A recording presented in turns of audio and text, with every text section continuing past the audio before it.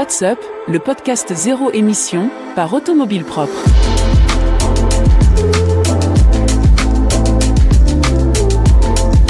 La volte-face d'Elon Musk sur les superchargeurs Tesla, ABB qui présente une nouvelle borne de recharge ultra puissante, la reculade de Mercedes sur l'électrique, la guerre du VE est déclarée entre la Chine et les US, et enfin Nissan qui a du mal à vendre son unique modèle électrique. Voici pour les grands titres de l'actualité de la voiture électrique cette semaine. Mais ce n'est pas tout, nous recevrons aussi le fondateur et patron de Tolv, une start-up spécialisée dans le rétrofit de véhicules utilitaires électriques. Bienvenue dans le podcast What's Up par Automobile Propre, épisode 117 du 18 mai 2024. Nous en avions parlé dans un précédent podcast. Elon Musk avait brutalement décidé de se séparer de son équipe dédiée aux superchargeurs, soit le licenciement de 500 personnes d'un coup. Eh bien, il semblerait que le patron de Tesla ait une nouvelle fois fait volte-face. En effet, Elon Musk a fait un virage à 180 degrés en commençant à réembaucher certains de ses 500 employés de la division superchargeurs qu'il avait licenciés le mois dernier. Bien que Rebecca Tinuzzi, la directrice du groupe, ne soit pas encore réintégrée, du groupe superchargeur donc, Max de Zeger, responsable de la facturation pour l'Amérique du Nord, serait déjà de retour. Une décision qui fait suite aux inquiétudes suscitées par le licenciement initial de l'équipe superchargeur qui menaçait le déploiement futur du réseau de bornes rapides Tesla. Musk avait justifié ces licenciements massifs par la nécessité de réduire les coûts avant d'assurer quelques jours plus tard qu'il investirait plus de 500 millions de dollars cette année pour développer le réseau de superchargeurs, et en disant sur Twitter que le développement des superchargeurs n'était absolument pas au point mort ni abandonné. Alors c'est un revirement qui illustre encore les décisions un peu erratiques d'Elon Musk qui semblent souvent prises à l'emporte-pièce selon l'humeur du moment.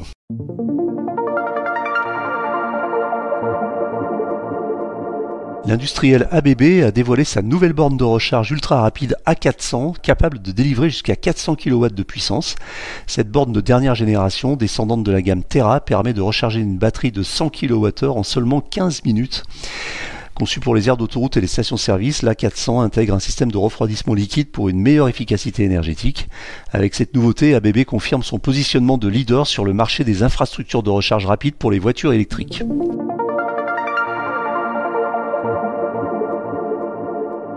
Mercedes a annoncé l'abandon de son projet de développer une nouvelle plateforme électrique dédiée pour ses modèles haut de gamme. Cette décision stratégique remet en cause les ambitions initiales du constructeur premium d'électrifier rapidement sa gamme de véhicules de luxe. Au lieu d'une architecture spécifique, Mercedes utilisera les plateformes existantes pour ses futures berlines et SUV électriques haut de gamme.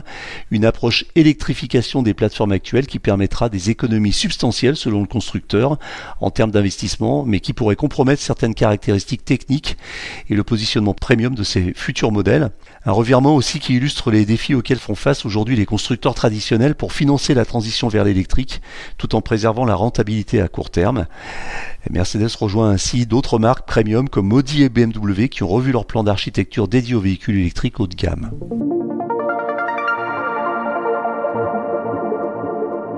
La rivalité entre les États-Unis et la Chine s'intensifie autour des véhicules électriques, secteur stratégique de l'automobile décarbonée. D'un côté, les constructeurs américains comme Tesla qui misent sur leur avance technologique, de l'autre, des marques chinoises qui bénéficient d'un soutien massif de Pékin pour rattraper leur retard. Un retard tout relatif d'ailleurs. Cette compétition acharnée pour la domination s'étend dans des batteries aux bornes de recharge avec des enjeux de souveraineté industrielle énormes. Au-delà de l'automobile, elle reflète les tensions géopolitiques croissantes entre les deux premières puissances mondiales pour la maîtrise des technologies de rupture du XXIe siècle. Alors c'est vrai que les constructeurs chinois ont une politique de plus en plus expansionniste et agressive. Ils visent pourtant principalement l'Europe, mais les Américains ont déjà sorti les boucliers. Nissan a décidé de baisser les prix de son SUV électrique Ariya face à des ventes décevantes. Lancé en 2022, le modèle phare de l'offensive électrique du constructeur japonais peine à séduire les acheteurs malgré ses atouts techniques. Alors un exemple, aux États-Unis, les tarifs de l'Ariya ont été revus à la baisse de 6 000 à 12 500 $ selon les versions, une mesure qui est destinée, selon le constructeur, à relancer les commandes, qui restent très en deçà des objectifs. Une contre-performance commerciale de l'Ariya qui illustre les difficultés rencontrées par les constructeurs généralistes pour s'imposer sur le marché des véhicules électriques. Alors ce qui est quand même étonnant, c'est que Nissan était pionnier dans le domaine avec la fameuse Leaf, qui était une voiture très appréciée et dont la production a cessé il y a peu de temps. Alors ce SUV, l'Aria, malgré ses caractéristiques techniques assez compétitives, il pâtit d'un positionnement tarifaire trop élevé et d'une autonomie limitée sur certaines versions. Donc voilà, c'est un verdict sans appel des consommateurs. Des faiblesses qui ont freiné son lancement commercial, contraignant le constructeur à une baisse de prix pour tenter de redresser la barre. L'interview de la semaine. Tolv, c'est un anagramme de Volt, c'est aussi le nom d'une start-up spécialisée dans le rétrofit de véhicules utilitaires d'occasion. La jeune entreprise a déjà signé un partenariat avec Renault pour industrialiser ses processus de transformation de VU en utilitaires 100% électriques. Pour en parler, je reçois aujourd'hui Wadi Maninou, fondateur et CEO de Tolv. Bonjour Wadi Maninou. Bonjour. Vous êtes CEO de Tolv, une start-up française spécialisée dans le rétrofit automobile pour les véhicules utilitaires. Pouvez-vous nous présenter Tolv en quelques mots ? Oui, alors Tolv, c'est le spécialiste français du rétrofit de véhicules utilitaires. On existe depuis 2019 et on a fait partie des acteurs qui ont milité pour rendre l'homologation des activités de rétrofit possible en France. Et depuis, on s'est spécialisé sur le rétrofit de véhicules utilitaires et professionnels. Comment vous est venue l'idée ? L'idée, elle est venue de multiples constats. Le premier, c'est un constat écologique. C'est que, ayant une formation d'ingénieur et ayant été sensibilisé aux enjeux de transition énergétique, de lutte contre le changement climatique, on a pris conscience très rapidement que le secteur du transport était un des secteurs sur lesquels il fallait agir en priorité. Et donc, il nous a semblé assez vite incohérent de penser pouvoir mettre à la casse le milliard de véhicules qui circulent sur nos routes et vouloir produire un nouveau milliard de véhicules électriques à la place. C'est vraiment par ce biais-là qu'on s'est dit, là, il y a quelque chose à faire. Il y a un peu une incohérence à laquelle il faut trouver une solution. Et ensuite, l'activité de rétrofit nous est apparue comme étant une opportunité. On l'a creusée petit à petit jusqu'à en faire aujourd'hui une activité industrielle ayant tout à fait sa place en France. Alors, vous êtes jeune et vous avez donc un parcours, je crois, d'ingénieur, mais c'est votre première entreprise ou vous aviez déjà eu des expériences professionnelles auparavant ? Alors, c'est ma première vraie expérience professionnelle après avoir été diplômé. Avant ça, évidemment, j'ai eu des expériences professionnelles durant mes études sous la forme de stage et d'alternance, mais qui ont été assez consistantes et assez intéressantes dans le cadre de ma formation. Mais effectivement, oui, c'est mon premier job d'entrepreneur et mon premier job après mon école d'ingénieur. Ça veut dire quoi, Tolv ? Alors, Tolv, si vous inversez les lettres, ça veut tout simplement dire Volt. Donc, c'est un petit clin d'œil, effectivement, au côté électrification. D'accord, il n'y a pas d'autre signification. Il m'avait semblé voir que le mot avait une origine. Alors il y en a d'autres effectivement. Alors Tolv, ça veut dire 12 dans les langues nordiques. Et là pour le coup, c'est une signification autour de l'économie circulaire et de la circularité. Pourquoi ? Parce que 12, c'est 12 heures dans un cadran, 12 mois dans l'année. Et donc il y a ce côté circulaire qu'on a voulu avoir dans notre marque. Alors vous vous êtes spécialisé sur les utilitaires et les B2B. Il y a une raison précise à ça ? Alors oui, dans le cheminement, on va dire, de lancement de notre projet et de notre entreprise, d'abord, on a voulu lancer des activités rétrofit sur tout segment de véhicules. Et très rapidement, on a été rattrapé par la réalité, qui est une réalité plutôt, on va dire, opérationnelle, puisque les véhicules qu'on développe, on doit les homologuer. Et donc, ça coûte un certain budget, ça prend un certain temps. Et donc, il faut choisir le bon segment de marché sur lequel adapter les premiers kits de conversion qu'on adapte et qu'on lance. Et donc assez rapidement, le segment du véhicule utilitaire est apparu comme étant le plus intéressant et le plus pertinent. Pourquoi ? Parce que c'est là où il y a le meilleur rationnel économique et c'est là où l'équation technico-économique fonctionne le mieux parce que c'est des véhicules qui roulent beaucoup chaque jour de l'année.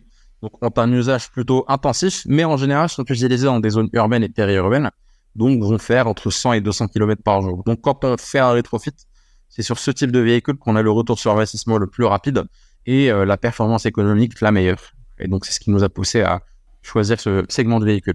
En fait, vous vous concentrez vraiment sur ce qu'on appelle un peu le dernier kilomètre en termes de logistique ?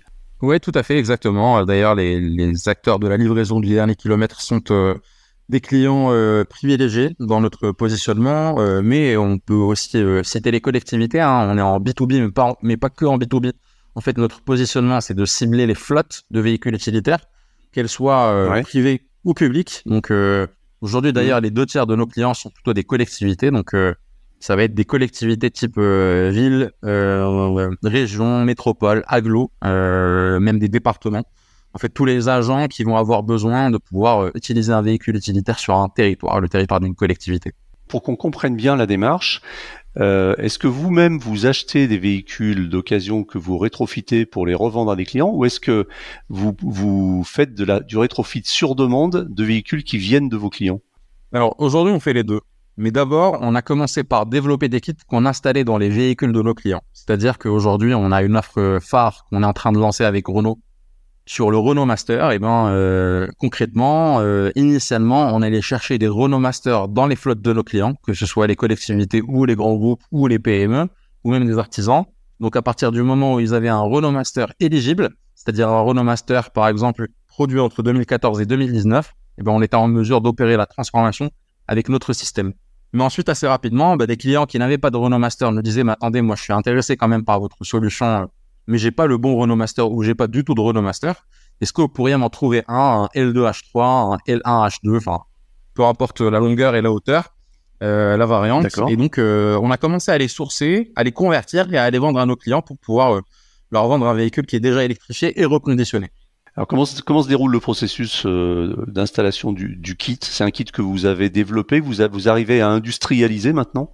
Oui, alors en fait, nous, on est vraiment une société d'ingénierie à la base et on conçoit le système, c'est-à-dire qu'on fait toute la conception avant prototypage pour dimensionner le powertrain, dimensionner la batterie, construire l'architecture, concevoir le système, en fait, on va dire sur ordi, avant de passer à la phase de prototypage qui va nous permettre de pouvoir assembler les composants, usiner certaines pièces, etc., juste à obtenir ce qu'on appelle un kit de conversion pour vulgariser.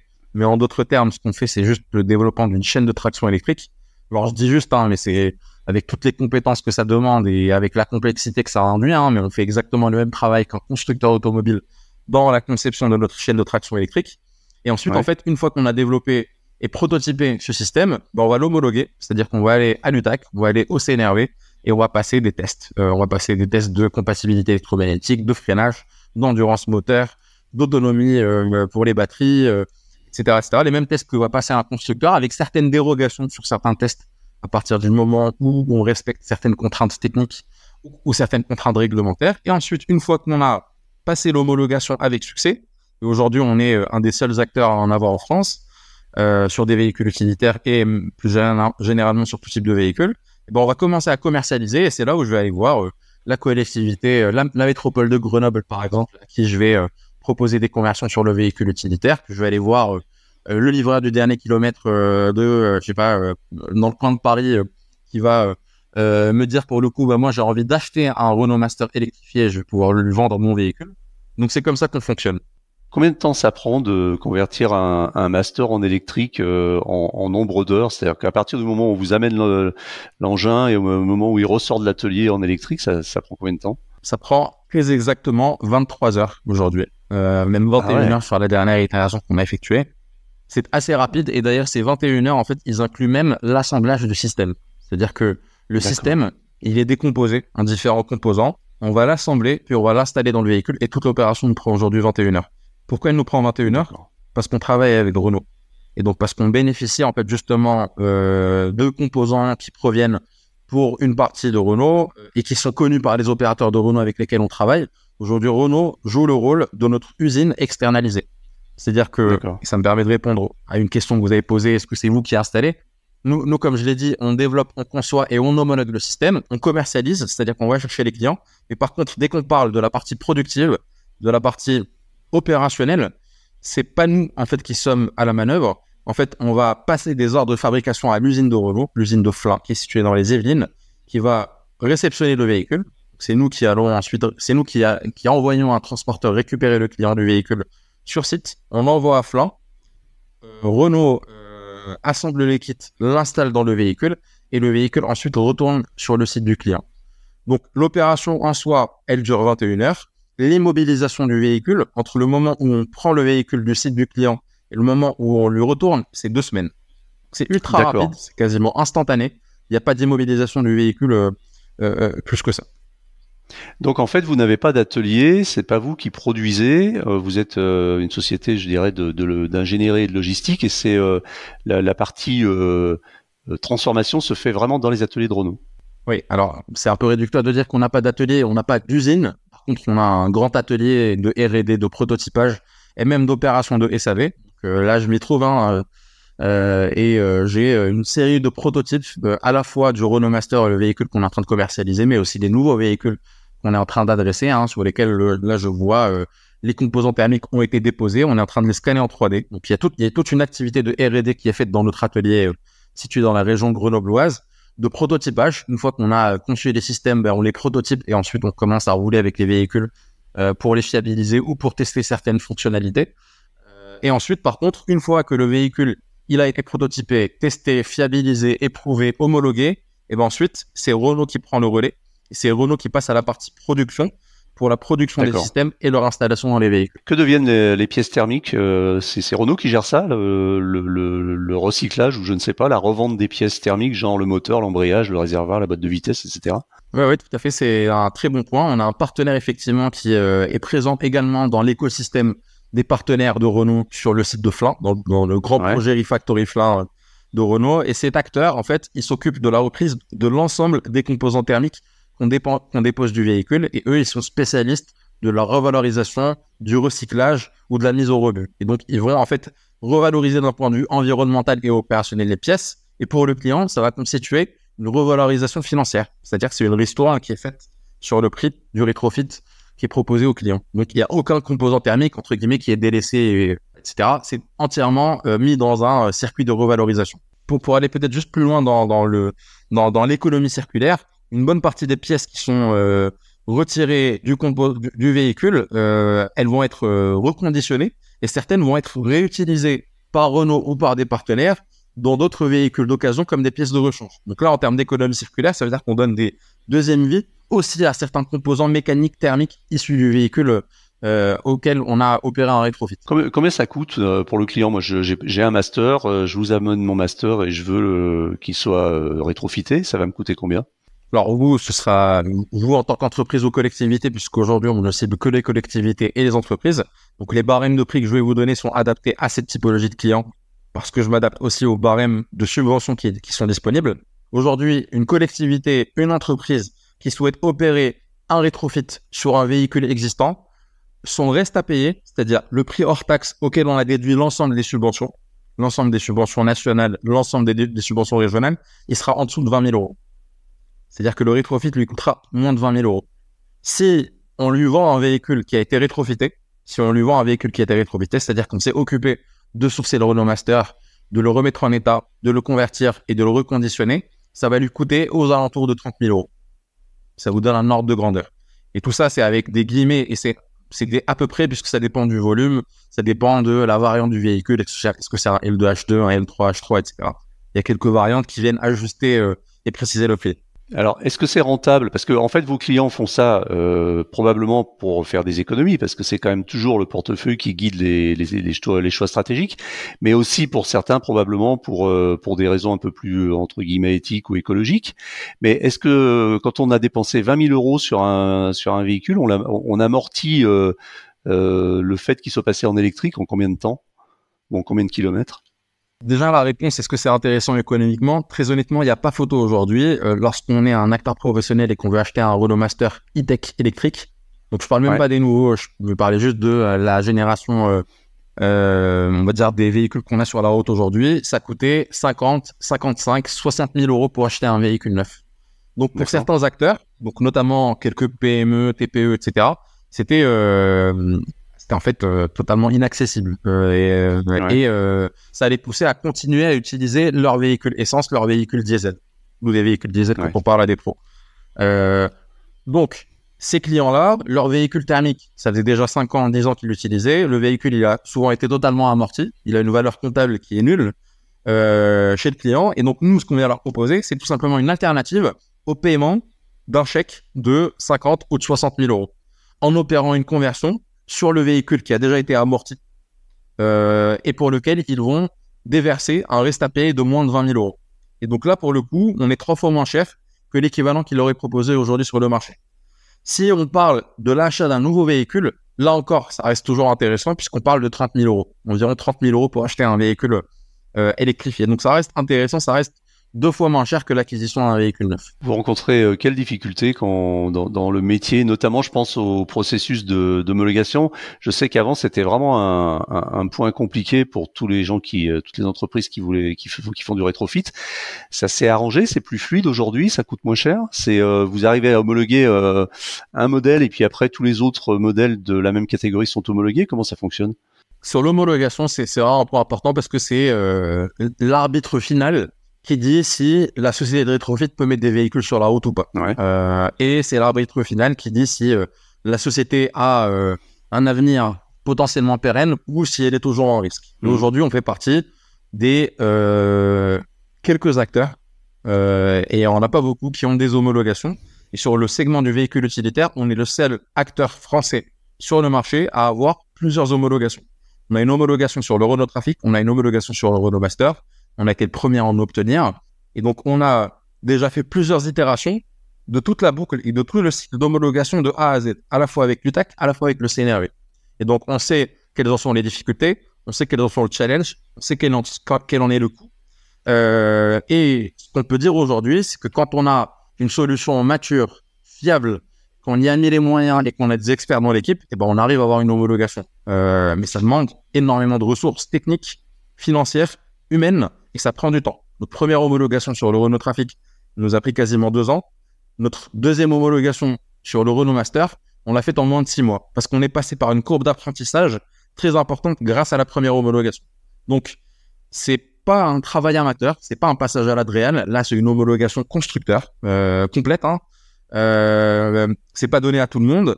Et beaucoup d'acteurs ne sont jamais arrivés au bout. Beaucoup d'acteurs du rétrofit qui ont démarré en 2019-2018 ne sont jamais arrivés au bout de leur première homologation et ont dû mettre la clé sous la porte. Nous, on a eu la chance d'avoir une exécution assez rapide, une exécution assez intelligente, de pouvoir obtenir notre première homologation assez rapidement pour pouvoir montrer nos preuves, mettre des véhicules sur la route et pouvoir continuer en fait notre cycle de développement en tant que start-up, obtenir des financements qui nous ont permis d'aller chercher des partenaires constructeurs comme Renault, gagner de la crédibilité et avoir un développement qui a été assez intelligent.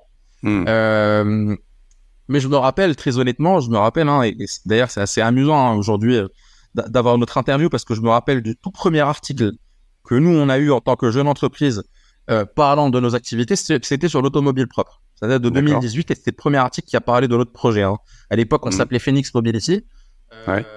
Et à l'époque, je peux vous dire que beaucoup d'acteurs qui suivaient les actualités automobiles ne donnait pas une chance au secteur du rétrofit de pouvoir bénéficier d'un cadre réglementaire. Puisqu'à l'époque, le cadre réglementaire permettant l'homologation n'était même pas encore comme il est aujourd'hui, c'est-à-dire autorisant l'homologation. Et beaucoup d'acteurs pensaient que le rétrofit n'avait aucune chance de pouvoir exister, qu'ensuite les sociétés de rétrofit n'avaient aucune chance de pouvoir homologuer des véhicules, qu'on ne parlait pas de système fiable, etc. Bon, l'histoire a montré, et la récente histoire a montré que tout ceci, malheureusement pour les détracteurs et heureusement pour nous, a été totalement, différent. Et aujourd'hui, on a une filière industrielle soutenue par des constructeurs, soutenue par le gouvernement, avec des solutions et des offres réelles, concrètes, des véhicules déjà mis sur le marché. Et surtout, en fait, à un avenir plutôt intéressant. Très récemment, il y a eu le contrat stratégique de filière automobile qui a été signé entre les constructeurs, les représentants des acteurs automobiles et le gouvernement. Le rétrofit est clairement stipulé comme un des axes de développement qui va permettre de pouvoir aller vers la trajectoire bas carbone, le verdissement du parc, etc. Donc, c'est un chemin énorme qui a été mené en 5 ans. Et en 5 ans seulement. À propos de verdissement, justement, j'ai vu que 60% des plus grandes entreprises qui détenaient un parc de plus de 100 véhicules ne respectaient pas les obligations légales de leur parc. Comment vous pensez qu'on peut améliorer ça? Est-ce qu'il faut une loi ou il faut qu'il y ait des contraintes financières? Ou est-ce que justement des acteurs comme vous peuvent inciter les entreprises à aller plus vite? Il y a vraiment plusieurs choses. La première chose, c'est que cette obligation de verdissement du parc automobile pour les acteurs publics et privés de plus de 100 véhicules, ça a été introduit par la LOM, la loi d'orientation des mobilités. Donc, ce qu'elle disait, c'est que chaque année, dans le cadre du renouvellement du parc, il faut inclure un certain quota de véhicules propres, parmi lesquels le rétrofit est une solution reconnue, on va dire, comme véhicule propre. La réalité, comme vous le dites, c'est que finalement, très peu de ces grands acteurs ont respecté leur quota.